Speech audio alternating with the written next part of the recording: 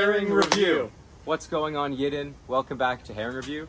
Today, we are with Jian Magen. Jian, welcome to Herring Review. Thanks for having me. It's actually a huge honor for me. I mean, as someone who's grown up in Toronto, going to bar mitzvah parties, you know, the Magen boys, there's absolutely nothing like it. Even to this day, I've done 3 years of university, and the best parties I've ever been to in my life were like in grade 8, at bar mitzvahs. Thanks, man. That's good. Never actually had anyone put it that way. Yeah, no, they're the best. And now that they make Magen boys speedy shades. I mean, they're on the trends. It's crazy. That's what we've been doing Yeah. the whole time, is just staying up with the trends. Jian, I have a saying. My saying is, God don't miss. Hey. And I was thinking about like you and your brother and how you've become so successful. What if your last name was like Abramowitz? Yeah. You know, everything happens in its own divine nature. As you say, God don't miss. Yes, sir. Yeah, like, I ask myself that question every day. Like, how did these 2 Iranian kids, who were born from immigrant parents here in Toronto, end up becoming the, undisputed heavyweight champions of the Simcha? For real. And there's a higher purpose, and we feel like the whole package has come together, and it's just getting started. Wow. And before I want to ask you a bit more about your origin story and how you really started. You want to just crack open a Ronski? Sure. Alrighty. Yeah. Here you go. Let's do it. I've never had a drink at a Simcha once. Really? In my life. I have. That's yeah, probably. But it's just my thing. I just never. I just the parent, I would say, come do a shot. Like I never did it. Wow. Did your brother? Probably not. Alrighty. L'chaim. L'chaim. Okay, so Jian, let's hear it. How did you and your brother become the freaking Magen boys?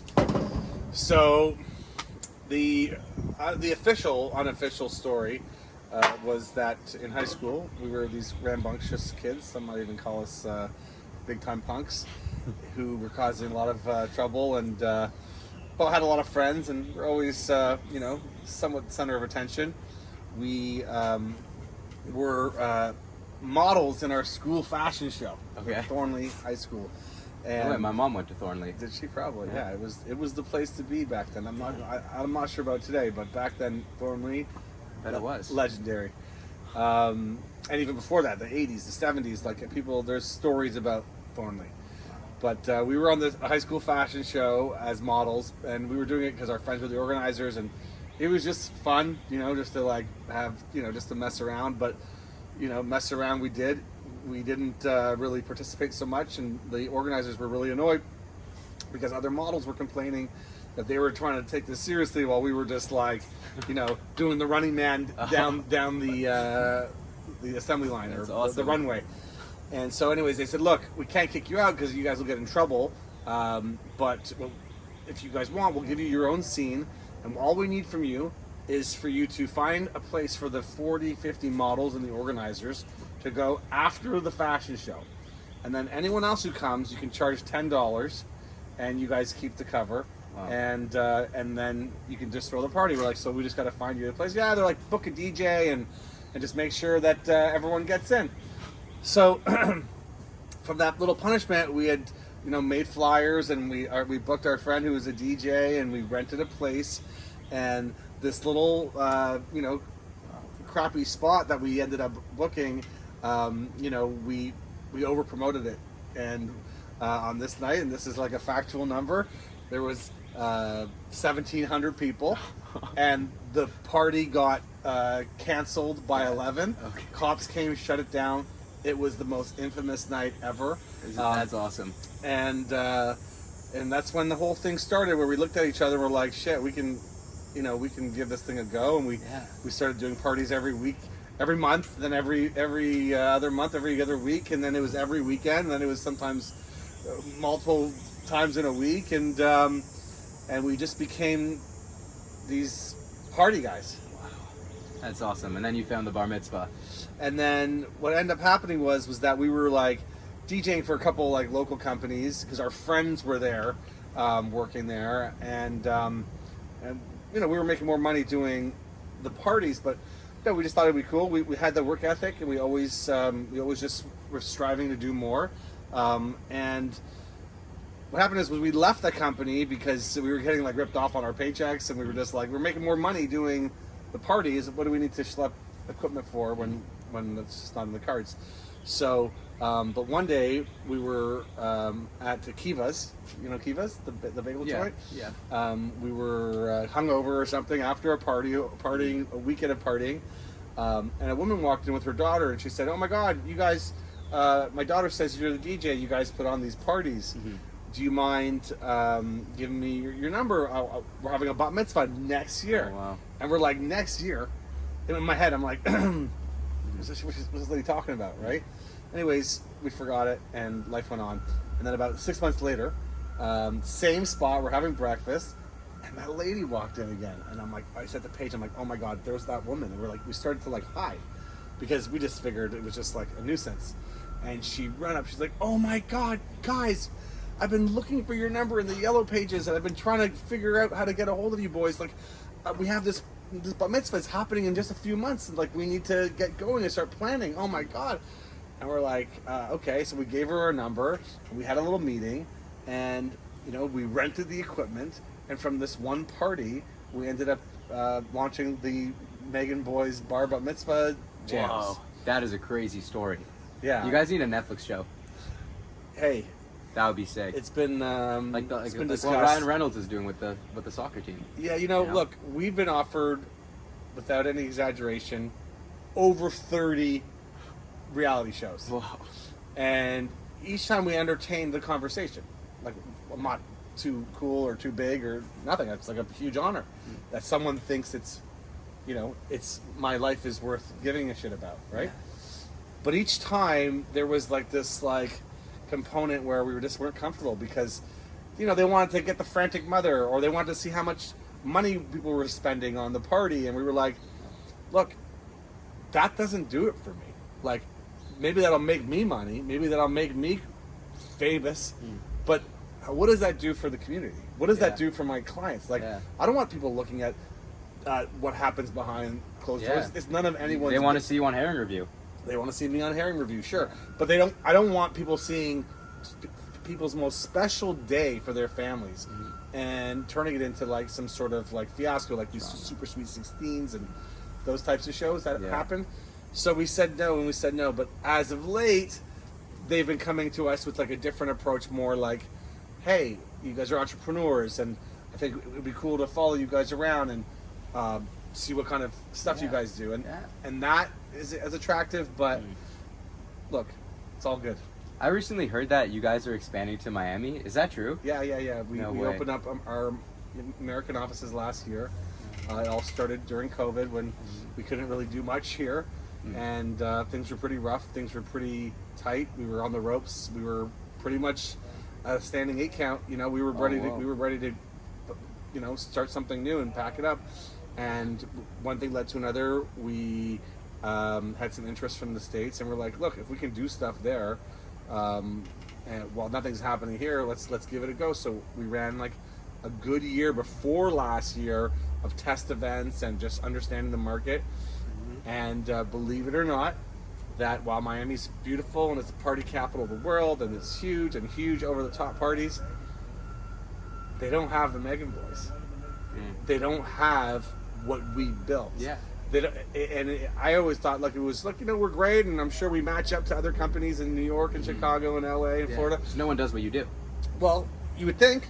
You'd think that Miami has something, but what it has is something that's a little too cool for school, and it doesn't bring that that excitement the same way. It doesn't in terms of like the sizzle, but in terms of like the substance, like no one can get a grandmother crowd surfing like the Magen Boys, right? True. So they don't do that. They don't do the shtick. They don't do the inclusivity of the guests and really making them a part of the experience. And so it's really taken off, and it's really been an exciting little run. That is awesome. So are you thinking of maybe like moving to Tel Aviv one day? That's honestly the next on the agenda is a Magen Boys Israel agenda. Magen Boys takes over Shelvata. Well, it's more like this. It's like, look, Toronto, Miami, 3 hours. It's doable, right? You can just hop on a plane, first thing in the morning, you're there before lunch. Toronto, Israel, well, that's a whole other thing. However, we have lots of family there. We have lots of friends there. We're really, tied into certain communities, and so many of our clients are going to Israel. And we decided as well this year that we're going to open this, and we actually just did our first Magen Boys Israel event. Oh, wow. So hopefully more to come. That would be sick. I have a question that I'm like pretty curious about. I don't know if people watching will really care, but I just wanted to know your opinion. Does Pop Smoke belong at a bar mitzvah? Sure. Yeah. Look, if someone's going to see, the thing is about that is that people sometimes look down. Well, why would you say he wouldn't? Let me understand. Well, some people would say like, oh, he doesn't fit the vibe. Like it's too street, like, and Oh, no, you know, like no. this is Vulgar. raunchy. What are you talking This is about? raunchy and vulgar. No, what are you But talking about? I think like people want to shake it. Sure. Yeah. Like Cardi B's played bat mitzvahs, bar mitzvahs. We've had some big rappers at our parties. Like, it's a part of the culture, and I love that. Not because I think it's so cool and flashy, and people spending all this money, but I think it's like we got one life to live. This is an important day. The bar mitzvah is the most epic jam to ever go down. Yep. I remember when It's we true. were kids in like grade 7 in like 2014. The biggest song at the Magen Boys Bar and Bat Mitzvahs was like "Love Sosa" by Chief Keef. And teach me how to Dougie. And we were just all That there was like doing epic. this dance like these like little Jewish kids. That's awesome. Look, and there's a definite appreciation for the that type of music, at bar and bar mitzvahs. I think rap, hip hop has probably taken over today's bar mitzvah scene, and it's a really tricky balance because a lot of parents don't vibe with that. Look, they vibe with, like my age would vibe with Biggie or Tupac or Dre or Snoop or whatever. They're there's a new rapper every other day. And so that's where it's like, it's a little bit tricky, but I love that stuff. I love when people want to live their best lives. And elevate the bar mitzvah experience. Alrighty, Jian, what's the top bar mitzvah song? Your favorite, Well, favorite? or the one that gets people going the most? So this is very subjective, and it doesn't mean that my opinion is the one, even of though course. my name is on the glasses, right? Yeah. That's true. But my brother would argue with me, as to what I would think versus what he would think, because he likes to. He tends more in line where it's just trying to be like cool and trendy, and I'm just like, I look at things in terms of like, did they last time? Did they last? Did they have an impact? And to me, the greatest bar mitzvah song that needs to be played at every single party. Yeah. And I tell this to all my DJs and all my MCs, and I make sure that they're playing "I Got a Feeling," right? Yeah. I don't care if you love the song or you hate the song. No, we heard it. To me, the moment you hear that dun dun dun, all of a sudden it's like everyone's like, "What? Yeah. What's happening?" Okay. Okay, it gets people going. Well, it's just synonymous. It's just, and to me, that's what makes that song the greatest. Anything with that like ability, another one, Dancing Queen. Yeah. Like Even to this day, you with play, the older kids. yeah, too. you play that drop with the all of a sudden like the shit hits the fan. Yeah, it's game Journey, Don't Stop Believing. Again, it could also be named the worst song. It could also be named the most cheesy song. I don't care. But if you're asking me the question, what song? And those are my songs. But Yeah, I got a feeling for sure. The real reason we're here is to eat herring, Okay. and it's the herring we got over here. So tell me again what this is. What herring? Just break down what the herring is. Herring is a traditional Jewish food. Yes. It is Fish. It's fish. Sometimes it's pickled. Sometimes it's not. Today it's mixed in cream sauce with jalapenos. But what makes it the herring? Is it the herring is the type of fish? Yeah. It's the type of fish. Yeah, it's the herring fish. Yeah. Because I used to work at the Sobeys on Clark Okay. in Yep. the kosher fish section. That Sobeys is like Canada's Wonderland, by the way. Is it? It's awesome. Yeah. What do you mean? I don't know. Like you go in and it's just, like everything's kosher. It's amazing. I worked there, and it's how I paid for my March of the Living in 1998. That's how I paid for my trip. However, this is something, and I apologize to the Sobeys family for outing this information on the Herring podcast.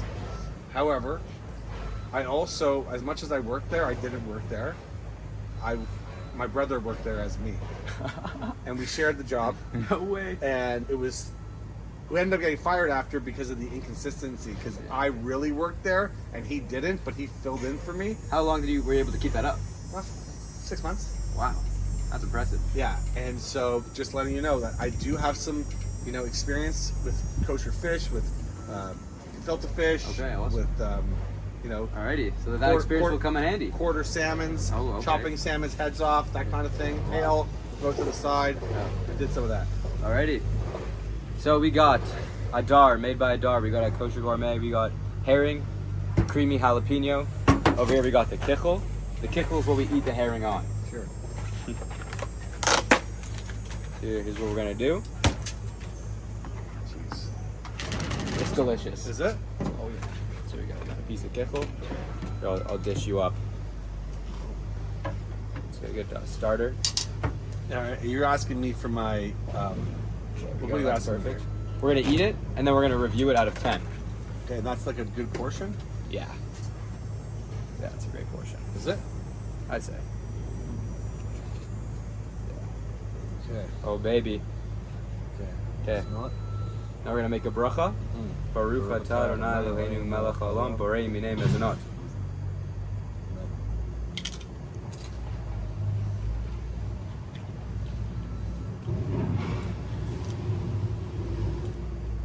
What are you thinking?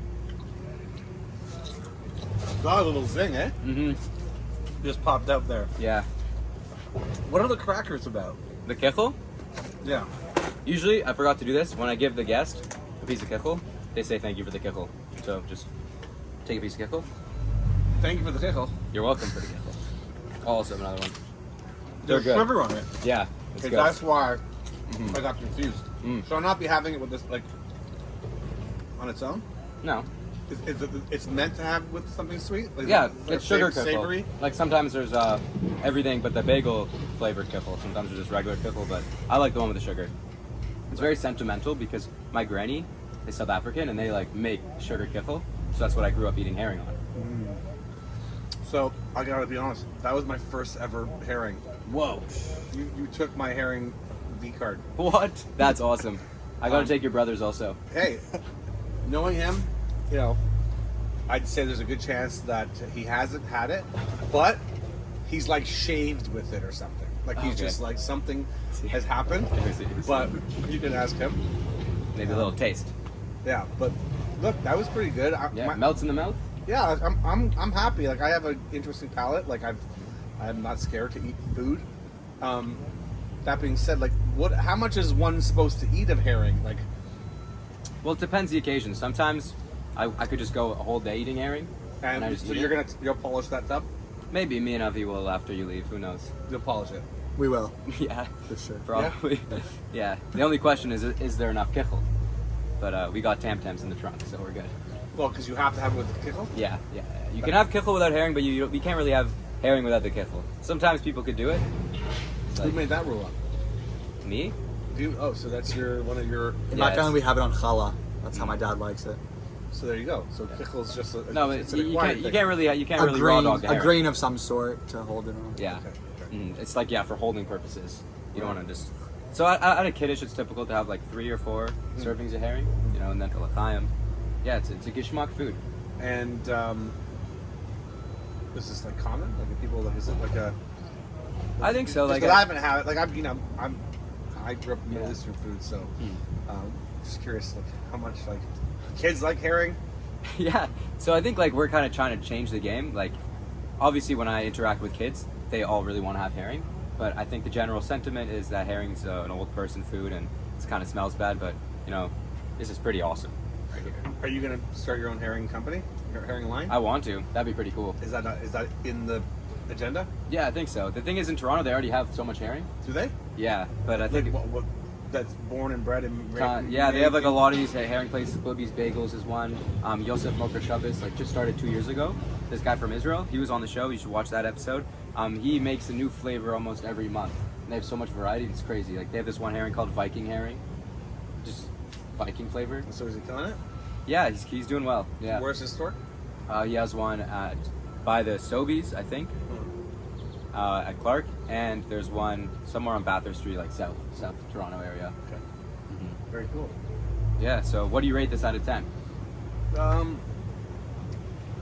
Look, it's, by not having herring prior to this, you know, and just being like hearing you out and understanding that there's a whole herring culture, and that people who like herring have an appreciation for herring. I'm not that person, but I'd probably say that was a good 8. Okay. 8.17. 8.17. Yeah. Oh, that's a good score. 81.7. Wow. And then, but could I be wrong and it'd be like 89.7 or 72.3? Maybe. I'm just saying, I like the experience, so I'm talking about the whole package, not just the herring, but presentation. It's very nice. Just the fact that we're just, you know, making new friends here today, and just, you know, just It's good vibes. representing the tribe in a positive way. That's what it's all about. Yeah. My score, I'd say, is actually really similar to yours. I'm gonna go with an 8.0. Okay. I don't usually go on the 0, but I think this is just an 8.0. And it was a disclaimer, it was a little bit warm, but which is okay. You know, we could have warm herring, but that's just, I guess it affects Is it the... usually meant to be cold? Yeah, usually it's like colder, it could be So chill. there you go. There's my 1.7. That if had I known that the warm versus cool, I would have then taken it to an 8. So we're on the same page. Alrighty. And before you leave, Jian, we wanted to give you a Geschmack herring shirt Thank for you. you and your brother. I love that. Yeah, Actually, I think he needs. You know, I think it's only right, considering you invited both of us and he Yeah, decided fine. and he no showed. Yeah. Okay. Paige, if you want a shirt, you got to come eat herring with me. Okay. Like I don't think it's cool that I. You know what? I think you should make him eat the whole thing on his own. Well, And does he like spicy food? We can get him an extra spicy herring. it's amazing. Very nice. Thank you. Yeah, we just made him. So It's like Lulu, right? Yeah, it's the good quality. material. Yeah. So Geschmack herring is what? Geschmack, pretty much, it means lit, but in Yiddish. Okay, so lit herring. Yeah. Because guess what? I just was speaking to when I was on the way here. I told one of my friends that I'm going to do a podcast for Geschmack herring, Yeah. and he's like, "What do you mean?" I'm like, "This guy Geschmack herring is because I didn't read the email. Oh. Like I just knew there was podcasts and that. Thank you again for coming. But Which is awesome. Yeah, it's all good. I just you know anything that Daniel. Yeah. Shout out to Daniel Sababa. Yeah, he's a good man, and so that's the warm key. You know, you need to have a warm entrance, and so happy to meet you guys. But I thought I was meeting someone named first name Gishmack and last name Herring. No.